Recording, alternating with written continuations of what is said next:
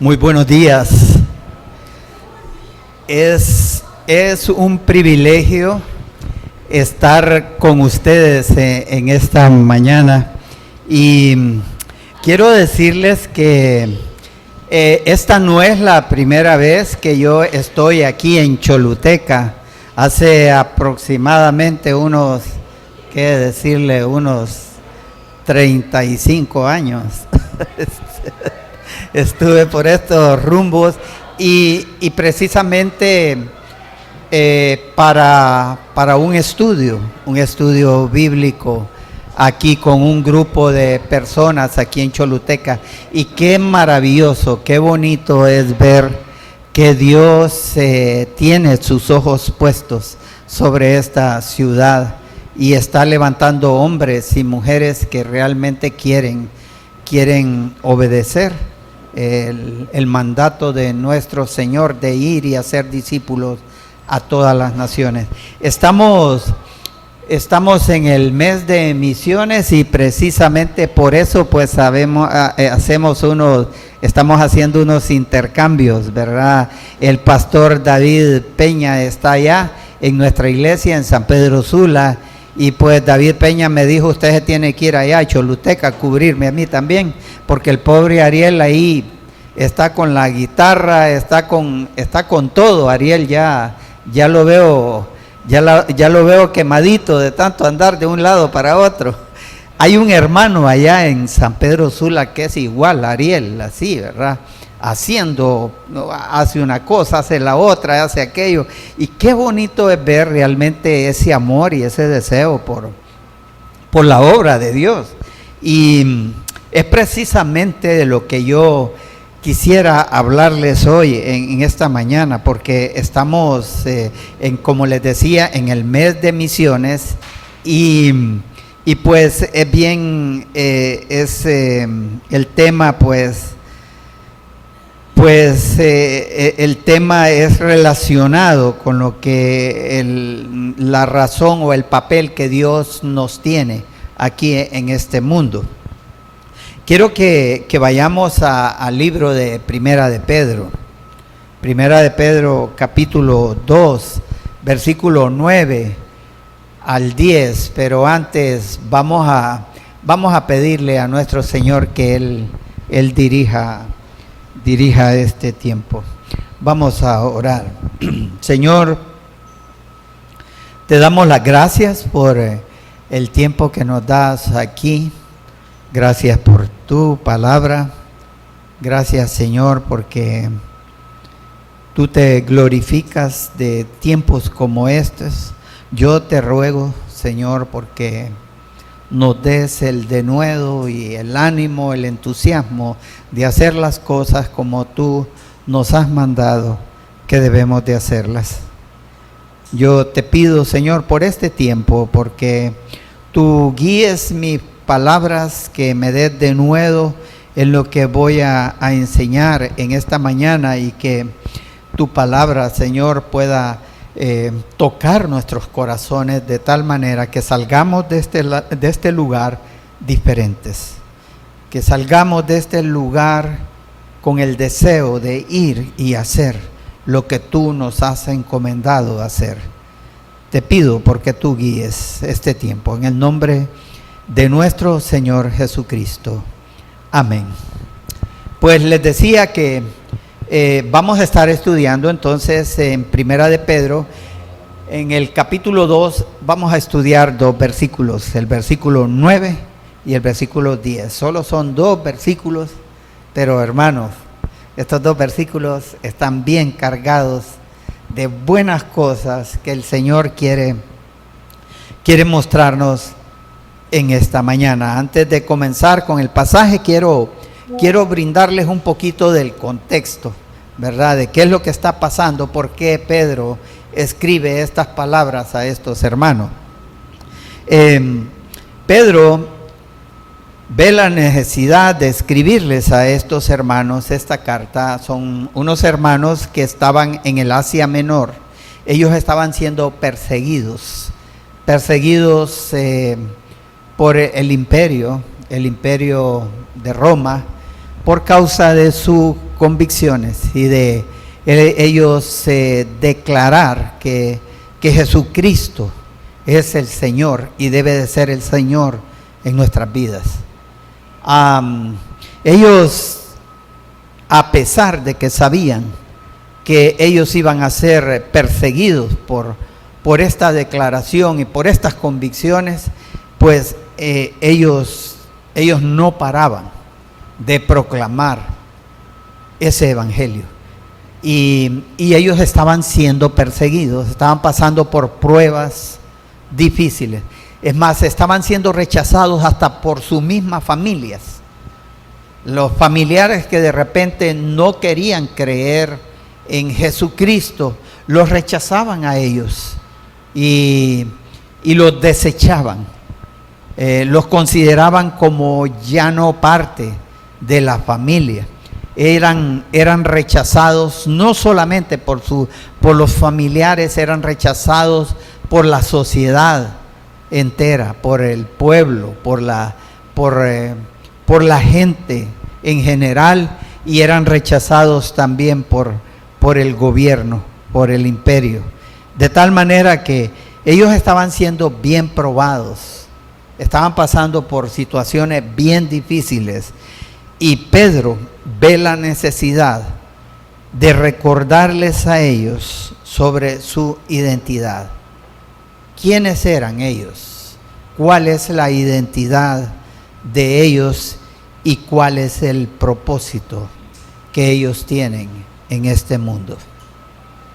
Creo que cuando nosotros pasamos por pruebas, cuando estamos pasando por dificultades en nuestras vidas, es importante que nosotros recordemos, o que alguien venga y nos recuerde quiénes somos en Cristo, ¿verdad? ¿Cuál es nuestra identidad y con qué propósito el Señor nos tiene aquí en este mundo? Y es precisamente ante ese contexto que el apóstol Pedro viene y les escribe estas palabras.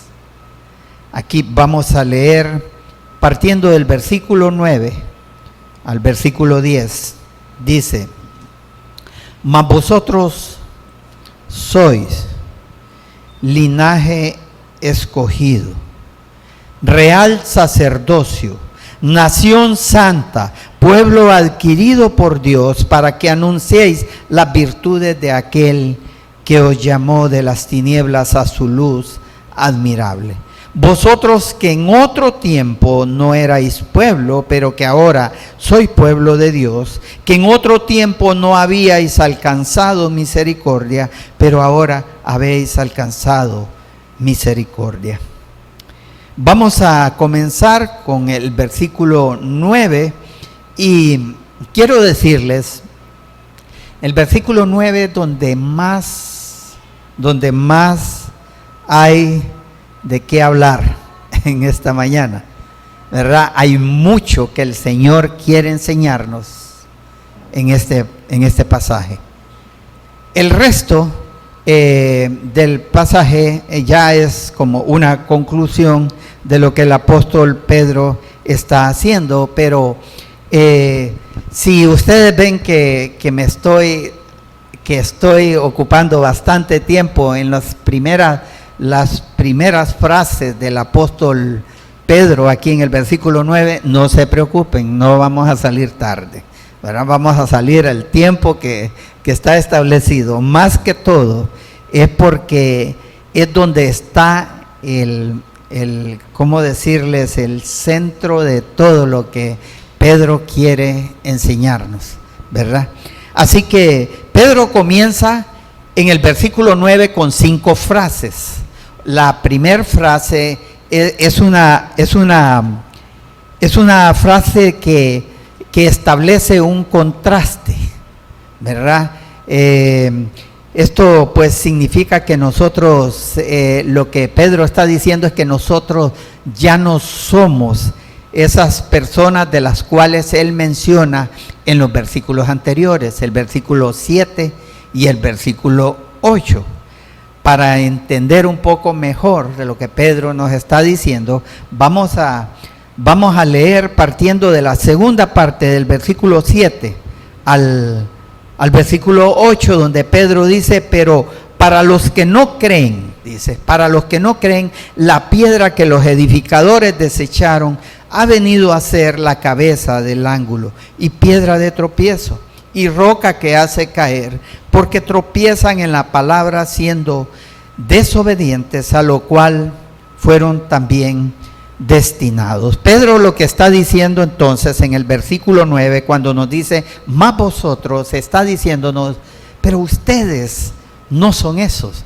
Ustedes no son esos que no creen en la piedra, esa piedra que los edificadores desecharon. Ustedes no son esos que tropiezan en la piedra que es la cabeza del ángulo. Ustedes no son esos que caen ante la roca porque tropiezan en la palabra siendo desobedientes, a lo cual fueron también destinados. No, ustedes no son eso. Por eso es que Pedro comienza diciendo: más vosotros, dice, sois, y comienza a hablarnos y nos da 4 frases de identidad.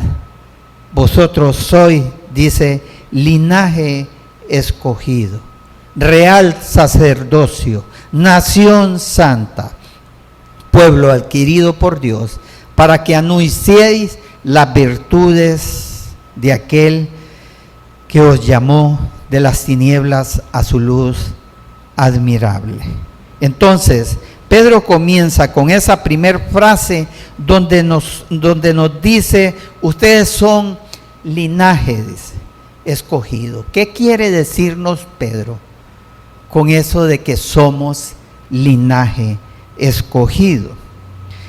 La palabra que Pedro está utilizando en el griego para decirnos linaje es la palabra genos, que significa raza, parentesco, tribu, descendencia o familia. Lo que Pedro está diciendo es: ustedes ya no son aquellos que no creen, ustedes ahora son familia elegida por Dios, linaje escogidos. Ustedes son escogidos según el puro afecto de la voluntad de Dios, según nos dice el apóstol Pablo en el capítulo 1 del libro de Efesios, versículos 4 y 5. El apóstol Pablo dice: según nos escogió en él antes de la fundación del mundo, para que fuésemos santos y sin mancha delante de él en amor, habiéndonos predestinado para ser adoptados hijos suyos por medio de Jesucristo, según el puro afecto de su voluntad. Y esto, hermanos, tiene un significado bien especial para nosotros. Tenía un significado bien especial para estos hermanos que estaban siendo perseguidos, pero tiene un significado especial para todo aquel que ha creído en Jesucristo como su Señor y Salvador. Les voy a explicar por qué. Todos nosotros pasamos por diversas pruebas. Tenemos situaciones difíciles en las que tenemos que estar viviendo en medio de esas situaciones. Es más, creo que en cuestión, por ejemplo, de familias, nosotros, especialmente nosotros los hondureños, tenemos una sociedad con familias desintegradas, familias con muchas dificultades de relaciones difíciles. Es probable que usted esté pasando por momentos en donde usted se siente con un dolor en su corazón porque tal vez usted se siente rechazado por su familia. Probablemente usted tiene un padre que cuando se dirige a usted, más que todo, se dirige para hablar mal de usted. O probablemente usted tiene un padre que está mostrando preferencia hacia otro hijo o hacia otros hijos más que a usted. Y usted se siente como desprotegido, ¿verdad? Se siente de repente que no es una persona que le interesa mucho a su padre. Usted tiene un padre que de repente es indiferente, que nunca ha cuidado de usted. O usted tiene un padre que nunca se preocupó por su seguridad y de repente lo dejó en manos de su madre, y usted no tiene más que tener que ver cómo hace para sobresalir en esta vida, ¿verdad? Es probable que usted esté pasando por situaciones difíciles por causa de eso. Y es que en nuestra sociedad vemos una sociedad realmente con familias desintegradas, que pasamos por muchas dificultades y muchos problemas. ¿Por qué le decía entonces que es esto que Pedro nos está diciendo tiene un significado bien especial? Porque él nos está diciendo, si usted se siente que tiene una familia que no está poniéndole atención a su vida, si usted cree que tiene una familia en donde usted se siente desamparado y que no tiene el cuidado que debería de estar recibiendo de parte de su familia, quiero decirle que usted tiene una familia aquí. La familia de Dios. Usted ha sido elegido y ha sido escogido, y de una manera que es por puro afecto de la voluntad divina, de la voluntad de Dios. Y esta es una familia muy especial, porque su Padre ahora es Dios mismo. Y es un Padre bien especial, un Padre que quiere lo mejor para su vida. Ahora, dice el apóstol Pablo, pero esto es por puro afecto de su voluntad. No viene de nosotros, no nace de nosotros. Esto lo que significa es que el ocupar un lugar en esta familia no es por un logro humano, no es porque usted se lo merezca, es porque Él lo escogió. Él, por puro afecto de su voluntad, Él le dio un lugar en su familia. Así que tenemos que reconocer entonces que ser parte de esas personas a las cuales Pedro viene y se dirige y les dice, mas vosotros sois, debería de ser el motivo de nuestra mayor alegría. Debería de animarnos esto. Debería de hacernos personas que constantemente permanecemos con un ánimo de gozo, de alegría. ¿Por qué ser personas amargadas? ¿Por qué ser personas que nos sentimos deprimidas? ¿Por qué? Si somos parte de la familia de Dios. El Salmo 144, versículo 15 nos dice, bienaventurado, o sea, feliz el pueblo que tiene esto. Bienaventurado, feliz el pueblo cuyo Dios es Jehová. Pedro comienza diciéndonos, ustedes son parte de la familia de Dios porque Dios los escogió, pero también ustedes son real sacerdocio. Da la impresión que cuando Pedro viene y dirige estas palabras diciendo que nosotros somos real sacerdocio, él está recordando lo que Dios mismo le dijo al pueblo de Israel cuando les dice quiénes son ellos en Éxodo 19, versículos 5 al 6.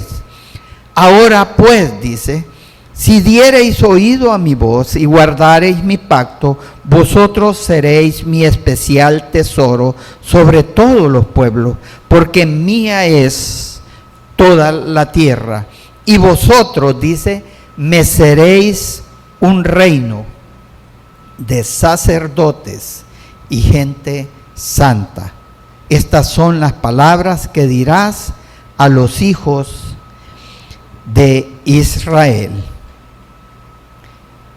Pedro parece que está recordando lo que Dios le dice al pueblo de Israel y se lo dice a la iglesia. Ahora ustedes son esos sacerdotes y son sacerdotes que son del reino de Dios. Aquí en este pasaje es bien interesante porque el apóstol Pedro está utilizando dos palabras que conforman una idea. La primera es real.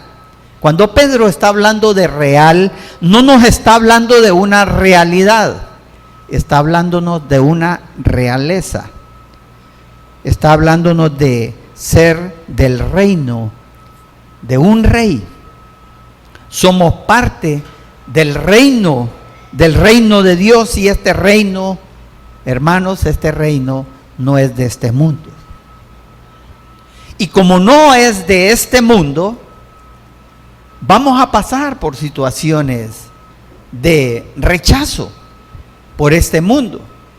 Pero nosotros somos de la realeza de nuestro Dios. Y la otra palabra que el apóstol Pedro utiliza es sacerdocio.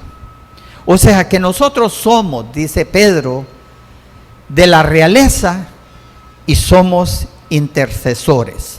¿Por qué les digo que somos intercesores? En el Antiguo Testamento, un sacerdote era elegido y seleccionado soberanamente por Dios para ser intercesores ante el pueblo y ante Dios, para que ellos intercedieran por su pueblo ante Dios.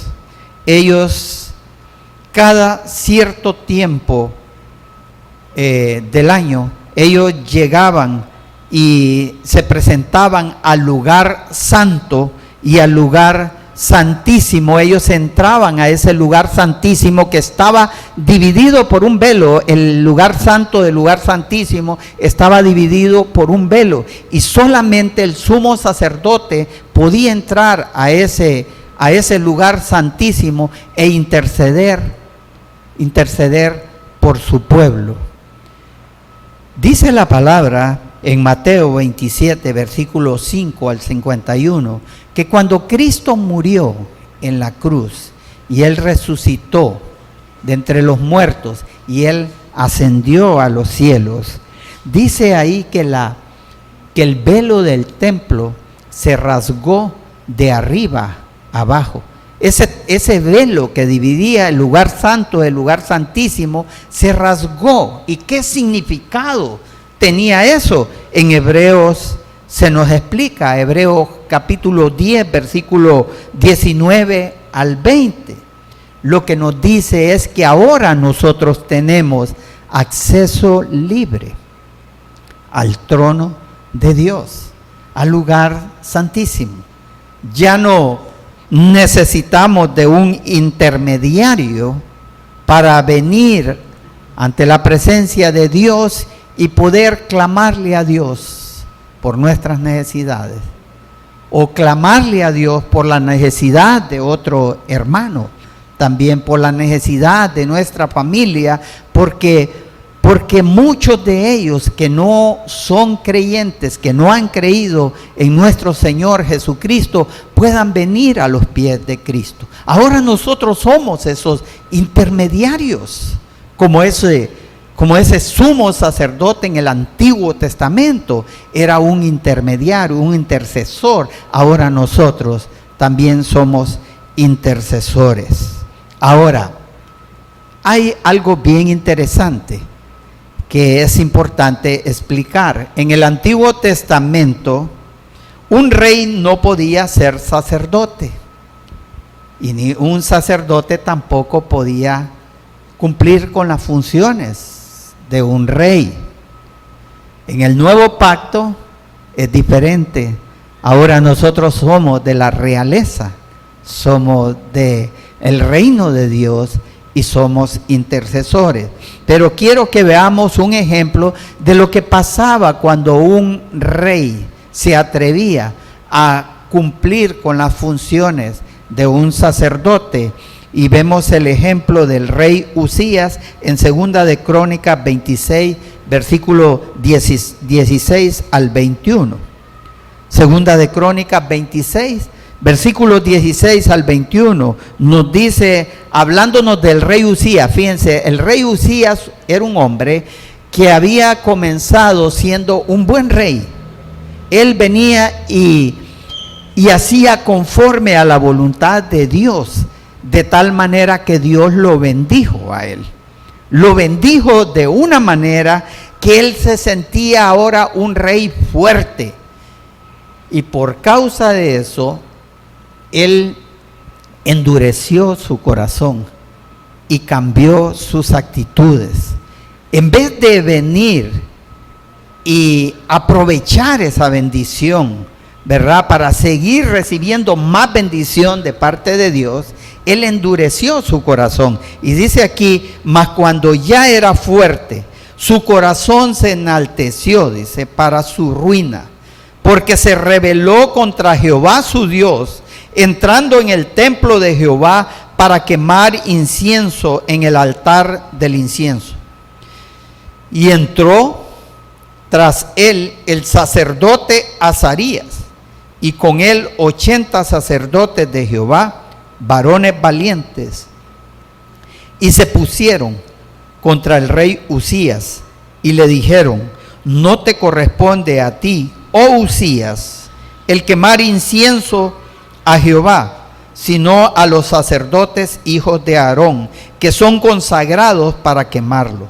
Sal del santuario, porque has prevaricado, y no te será para gloria delante de Jehová Dios.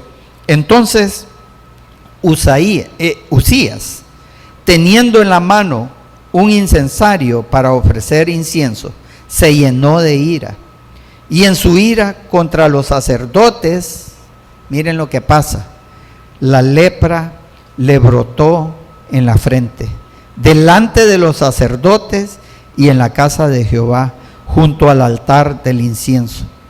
Y le miró el sumo sacerdote Azarías y todos los sacerdotes, y he aquí la lepra estaba en su frente, y le hicieron salir apresuradamente de aquel lugar. Y él también se dio prisa a salir, porque Jehová lo había herido.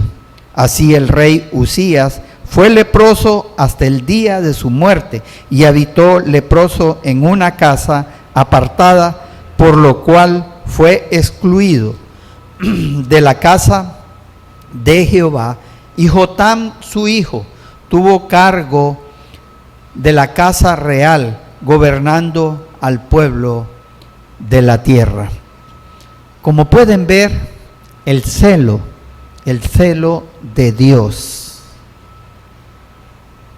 Dios trae justicia, y él en su ira viene y hiere a este rey por usurpar las funciones de un sacerdote. Hoy en día, déjenme decirle, si las autoridades civiles se atreven a usurpar las funciones de la iglesia de Dios, déjenme decirle que Dios va a traer ira contra toda aquella autoridad que se atreva a usurpar las funciones en su iglesia, porque eso solo le corresponde al sumo sacerdote. Y todos ustedes, hermanos, todos nosotros somos sacerdotes, pero a la vez también tenemos la función del reino, pero el reino de Dios, no un reino de este mundo. No confundamos las cosas. Este pasaje muchos lo utilizan para decir, ustedes son reyes, por lo tanto vivan como reyes. Sí, como reyes de este mundo, pero eso no es así. Dios no nos está hablando de un reino de este mundo, nos está hablando del reino de Dios. Y ahora, en el nuevo pacto, nosotros sí podemos cumplir con la doble función de ser parte del reino de Dios y ser intercesores, ser sacerdotes, como Jesucristo dice la Biblia, que es rey y sacerdote. En Apocalipsis 17:14 nos dice, pelearán contra el Cordero y el Cordero los vencerá, porque Él es Señor de señores y Rey de reyes, y los que están con Él son llamados y elegidos y fieles. Aquí en Apocalipsis nos dice que Jesucristo es Rey, pero en Hebreos, en el capítulo 10, versículo 22, nos dice, hablando de Jesucristo y teniendo un gran sacerdote sobre la casa de Dios, acerquémonos con corazón sincero, en plena certidumbre de fe, purificados los corazones de mala conciencia y lavados los cuerpos con agua pura. Jesucristo es Rey y es sacerdote. Nosotros somos del reino de Dios, somos de la realeza y somos también intercesores. Pero además nosotros somos reyes y somos sacerdotes, porque un sacerdote en el Antiguo Testamento brindaba también sacrificios a Dios, ¿verdad? Pues la palabra de Dios dice que nosotros, como sacerdotes de Dios, debemos de brindar también sacrificios a Dios. Ahora, ¿cómo lo hacemos? No es que venimos aquí, agarramos un cordero y lo sacrificamos y empezamos a hacer ritos, ¿verdad? Y empezamos a sacrificar ese cordero para Dios. No es así. El apóstol Pablo nos dice cómo es que ahora nosotros como creyentes brindamos esos sacrificios a Dios. En Romanos 12:1 nos dice, así que hermanos, os ruego por las misericordias de Dios que presentéis vuestros cuerpos en sacrificio vivo, santo y agradable a Dios, el cual es el culto racional, que es vuestro culto, dice, racional. Así que, ¿cómo es que un creyente ahora, siendo sacerdote, le presenta esos sacrificios a Dios? ¿Cómo?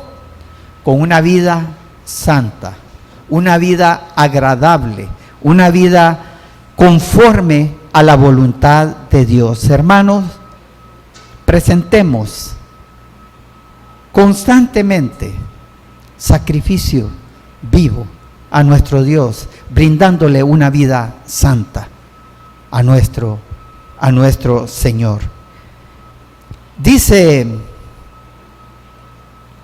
Sigue diciendo el apóstol Pedro que somos también nación santa. En otras palabras, somos ciudadanos apartados para Él. Nosotros ahora tenemos una ciudadanía y esa ciudadanía está en los cielos. nuestra nación como hijos de Dios es una nación santa. O sea que nosotros tenemos una escala de valores ahora diferentes a los valores de este mundo. Tenemos un lenguaje muy diferente al lenguaje que tiene este mundo. Tenemos una conducta diferente a la conducta que el mundo nos había enseñado. Una cultura diferente, una cultura conforme a la voluntad de Dios. En Mateo 26:73 vemos el momento cuando el apóstol Pedro, este apóstol que nos está escribiendo estas palabras, él tuvo una experiencia donde él negó 3 veces a su Señor. Y miren lo que pasa ya la última vez que lo niega. Viene en el versículo 26 y dice: un poco después, en el versículo 73, del capítulo 26 en Mateo, un poco después dice: acercándose los que por ahí estaban, dijeron a Pedro: verdaderamente también tú eres uno de ellos. ¿Por qué? ¿Por qué estos hombres identificaron a Pedro que era uno de ellos? Porque aún tu manera de hablar te descubre. Hermanos, ¿cómo somos identificados nosotros ante este mundo? ¿Cómo es tu conducta? ¿Cómo es tu lenguaje? Yo te garantizo que si estás adoptando la cultura de Dios, esas costumbres de Dios, ese lenguaje de Dios, vas a ser diferente. Y el mundo se va a dar cuenta. Pero ¿cómo es tu vida? ¿Te ven igual? ¿No saben? No, dicen, este es igual que nosotros. ¿O te identifican como un hijo de Dios? ¿Cómo es tu comportamiento? ¿Cómo es tu conducta? Y nos sigue diciendo Pedro: ustedes son pueblo adquirido por Dios. Ustedes son adquisición de parte de Dios. Dios los compró. Dios los adquirió. Y yo no sé realmente qué poder adquisitivo puedas tener en tu vida, pero yo te puedo decir cuál es el poder adquisitivo que nuestro Señor tiene para habernos adquirido a nosotros, y es su sangre preciosa. Hechos 20:28 nos dice: por tanto, mirad por vosotros y por todo el rebaño en que el Espíritu Santo os ha puesto por obispos, para apacentar la iglesia del Señor, la cual Él ganó por su propia sangre. En Primera de Pedro 1, versículos 18 al 19 dice: sabiendo que fuisteis rescatados de vuestra vana manera de vivir, la cual recibisteis de vuestros padres, no con cosas corruptibles como oro o plata, sino con la sangre preciosa de Cristo, como de un cordero sin mancha y sin contaminación. Somos pueblo adquirido por Dios, somos posesión de Dios, porque esa palabra adquirir, esa palabra subraya que ahora nosotros somos posesión de Dios. Hermanos, Pedro se enfoca tanto en hablarnos acerca de esa santidad para luego venir y decirnos con qué propósito nosotros tenemos esa identidad. Pero antes quiero que veamos lo que el apóstol Pablo nos dice en Efesios capítulo 4, versículo 1. Efesios 4, versículo 1 nos dice: yo pues, preso en el Señor, os ruego que andéis como es digno de la vocación con que fuisteis llamados. Pedro viene y nos dice, haciendo eco a lo que el apóstol Pablo nos dice aquí en Efesios, nos dice: ustedes tienen una identidad, ustedes son de la familia de Dios, son del linaje de Dios, ustedes son sacerdotes, real sacerdocio, ustedes son nación santa, ustedes son un pueblo adquirido por Dios con el propósito de proclamar las obras poderosas de Dios. Versículo 9, en la segunda parte de este versículo, el apóstol Pedro nos dice: para que anunciéis las virtudes de aquel que os llamó de las tinieblas a su luz admirable.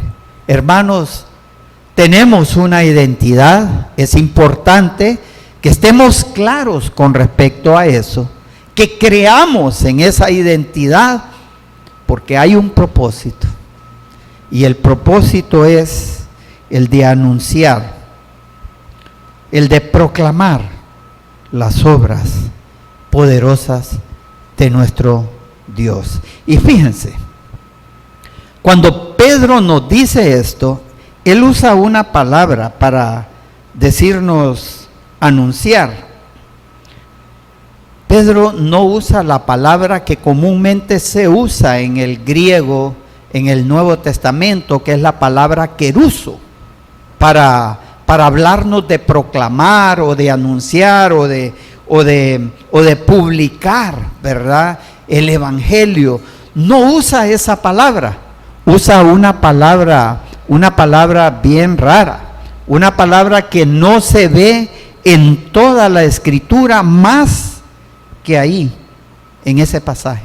Únicamente ahí se usa esa palabra, y es la palabra exángelo. ¿Por qué? ¿Por qué Pedro está utilizando esa palabra? Porque esa palabra tiene un significado más especial todavía. Esa palabra comunica más esfuerzo, más responsabilidad sobre lo que Pedro nos está diciendo que debemos de hacer.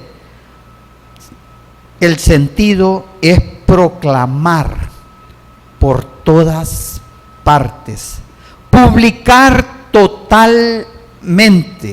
Se trata de una proclamación exhaustiva, una proclamación que debe de ser a menudo, en todo momento, una proclamación a fondo. Ese es el sentido que el apóstol Pedro nos está dando. Ustedes tienen esa identidad y ustedes tienen una alta responsabilidad de proclamar las obras poderosas de nuestro Dios. Cuando Él dice virtudes, las virtudes de Dios, está hablándonos de su excelencia, de las excelencias de nuestro Dios, esas cualidades preeminentes de nuestro Dios.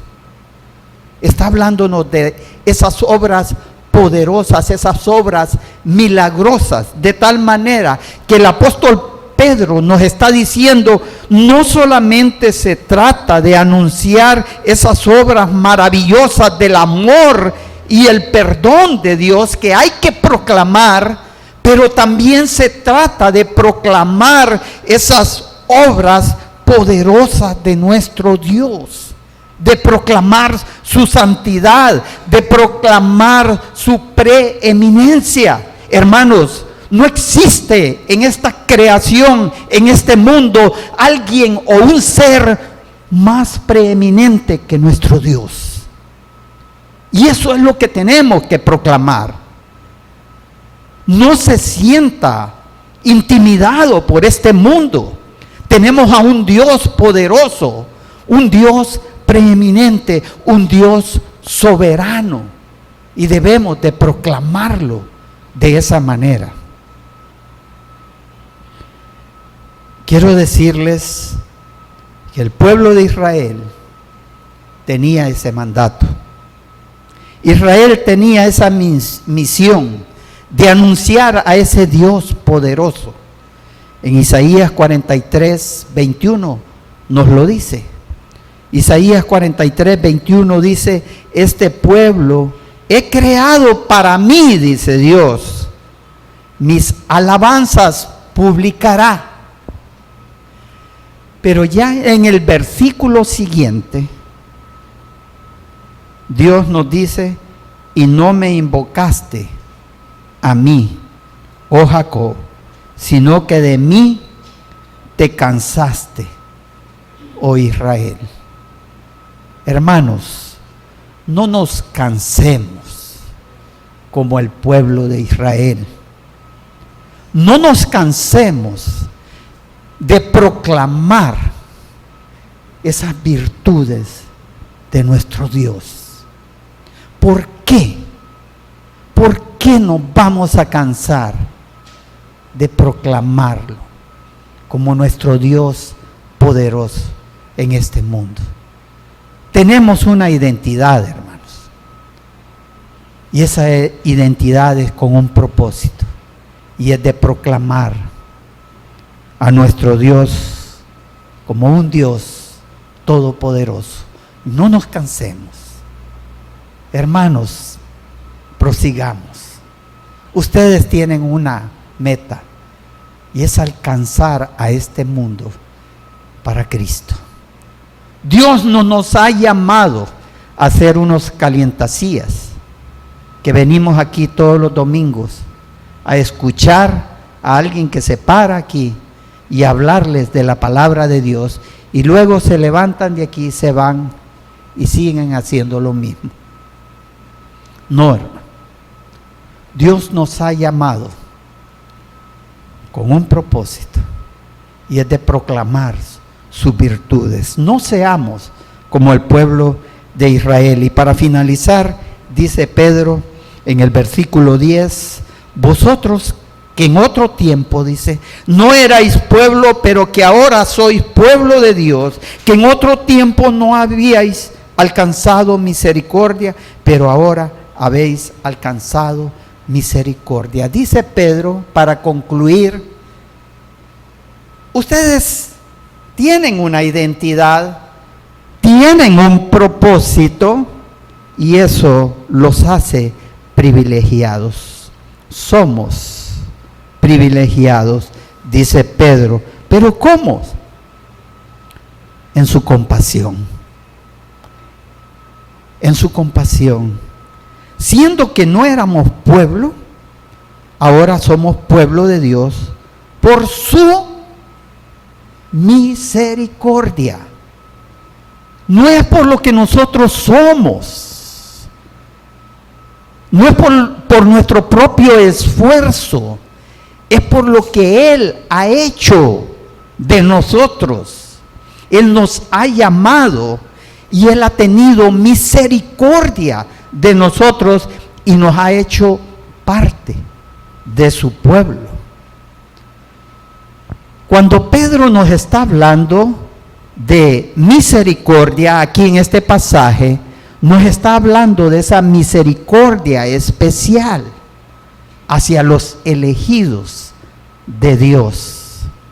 Hermanos, cuando hablamos de la misericordia de Dios, muchas veces la palabra se está refiriendo a esa misericordia general, que es cuando Dios muestra su misericordia en su providencia de forma amplia a toda la creación, como es el hecho de darnos el aire que respiramos, de darnos el sol que nos da el calor que necesitamos y nos da la lluvia para poder tener la provisión que nosotros necesitamos para la alimentación mundial.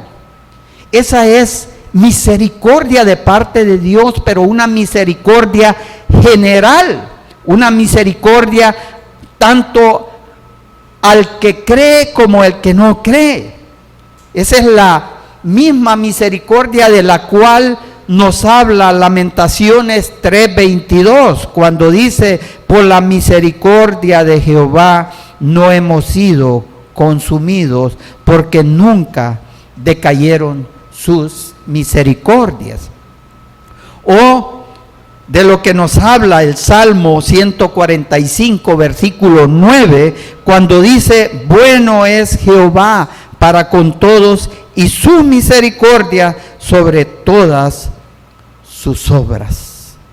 Eso es la misericordia general, pero esto no siempre será así.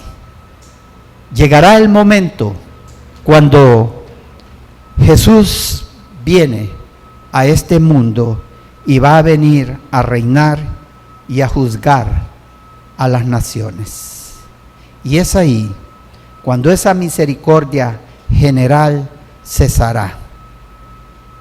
Pero Pedro nos está hablando, hermanos, aquí de que nosotros, como pueblo de Dios, tenemos una misericordia especial. Hemos sido elegidos por Dios. Es una misericordia única y una misericordia inmerecida. Ninguno de nosotros merece esa misericordia de Dios. De eso nos está hablando Pedro. Somos privilegiados en hacernos ese pueblo de Dios con un propósito. Cumplamos con esa misión. Vamos a orar. Señor, te damos las gracias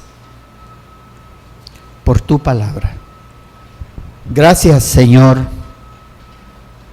porque qué bueno es ver que Pedro nos exhorta de esta manera, haciéndonos ver lo que somos en Cristo. Gracias por tu palabra. Y yo te ruego, Dios, porque de este salón no salgamos como veníamos. Queremos ser diferentes.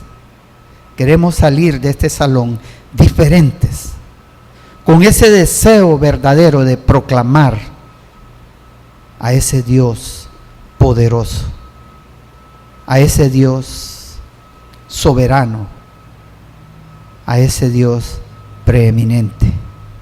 Te lo pedimos en el nombre de nuestro Señor Jesucristo. Amén.